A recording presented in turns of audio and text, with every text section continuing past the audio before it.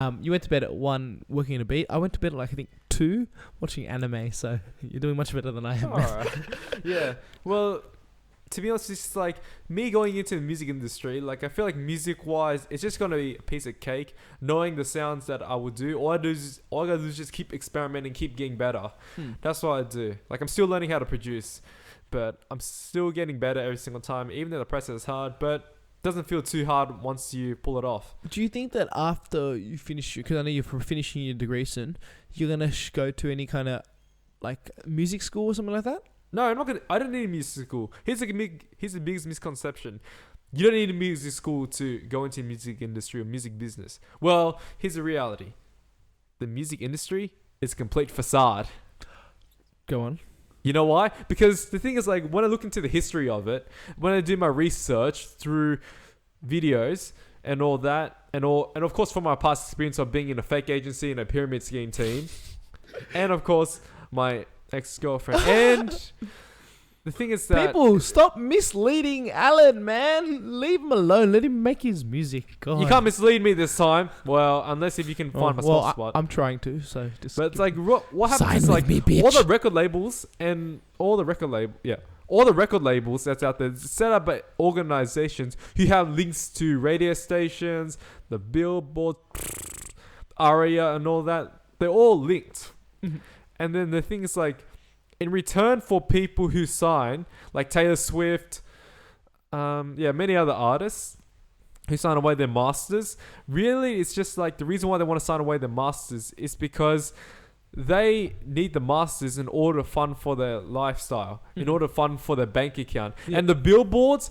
the NBA courtside, the Arias, the Grammys, the Oscars, and all that, this is all set up so then the masters that exist within the label will continue to ring, so they get all the stream money coming in. They get all the streams, and the artist gets a specific cut, probably 20% at max. That's the reality.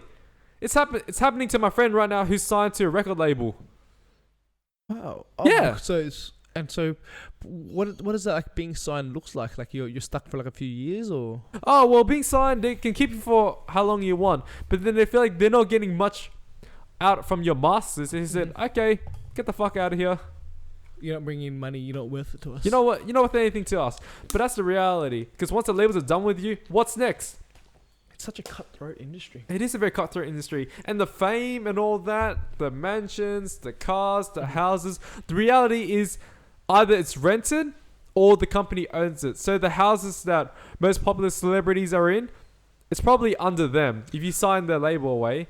And because depending on like the how houses they live successful in. you are, they buy it for you, not you buy it yourself. So whatever you see on the phone, say the Netflix is 10 million and all that, It's just smoke and mirrors. it's just smoke and mirrors. Like It's just literally, the industry at work. it's industry at work. It's like, if you do very good with your music, they reward you with these houses, these cars. But then once they break your contract, you have to return to them. That's why you have a lot of common stories where artists become broke. Well, that's actually the thing that I want to move on. Well, obviously we'll the recording will ramp in here, but then we'll have that final one. Yeah. I was going to touch in like now that you're in this music business now. Yeah. I want to hear like the experiences, the stories and stuff you've had. I know you had a chance to work with some. Like not work with, like be around some different people from different kind of genres and things like that. Yeah. So yeah, it's really worth fleshing out. Yeah. We'll touch upon that. So yeah, tell me, man, any stories? How's the music business like for you? Like well, first of all, I'll try to start with something. Vietnamese pop, V-pop. You know that's my genre. I know. You know, and I'll explain to you how I listen to it, right?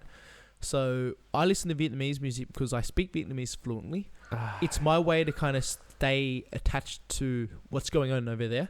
So I get to kind of see, what's this kind of new in? Like, there's socials, you know what I mean? Yeah. Like, the concepts that they have. For example, there was this one line that was very funny in Vietnam, like a couple of years back. It was, nhà em có bán rượu không? Right? Which means, does your house, your family, do they sell alcohol? Em nói chuyện với em anh sai quá, because talking to you makes me drunk. Like kind of, you know what I mean? It's flirt. That was in a Vietnamese rap, right?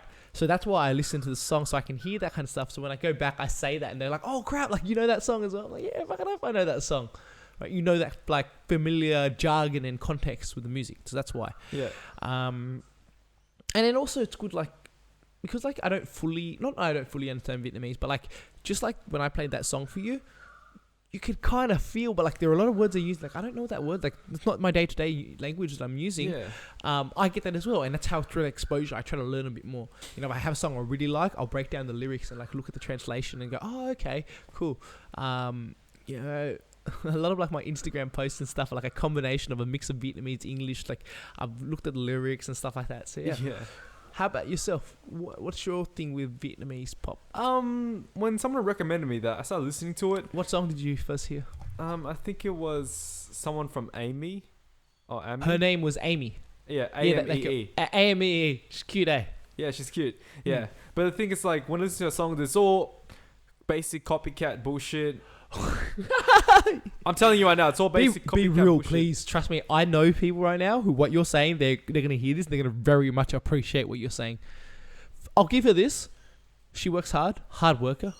And you know everyone does work hard. But she's getting misled. You think she's being misled? I feel like she's being misled. Because she's young. Okay. She's only younger than me by 1 year. Yeah. But because the reality is that she's signed to a record label in Vietnam, they're trying to shape her into this typical thing that always really sell in K-pop. Yep. So it's like basically the model, yeah. Yeah, the V-pop and K-pop pretty much translates. Yeah. It's just K-pop translating to V-pop. Oh, I mean, you make a good point in the sense that I'm looking at her and I'm like, yeah, you look like all the other female girls, like artists who came before you in Vietnam. You know, they had other girls like Phương Linh, and I don't know if you know them, but yeah. Tok Tien. Who? Tok Tien. That sounds familiar. I don't know, but yeah, like, but it's like it's all copycat and all that. But Yeah.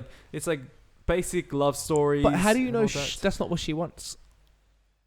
I Because if think she's the being misled, you know what I mean? But the thing is, like, she comes from a rich family. I think she's only in it for the fame.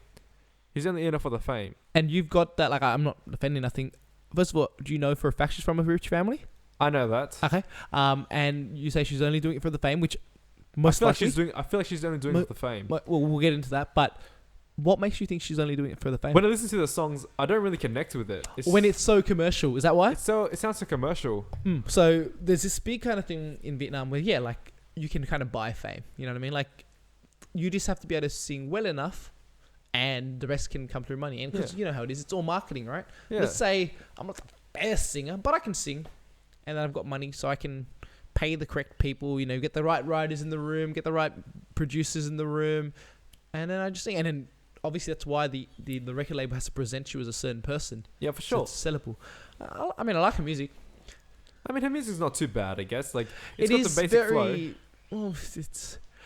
I think in being self-aware, we, not to discourage it, we do kind of ruin the enjoyment for ourselves. Yeah. Like, because I do listen and I'm like, I just enjoy.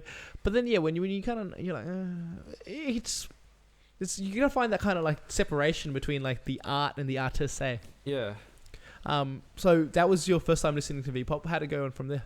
And then eventually, as I listen to more, it's like it's either traditional sounds or just copycatted. Yeah, you're right. They do have the ones where, like, they're a modern music video, but the sounds they use are very like Traditional. yeah.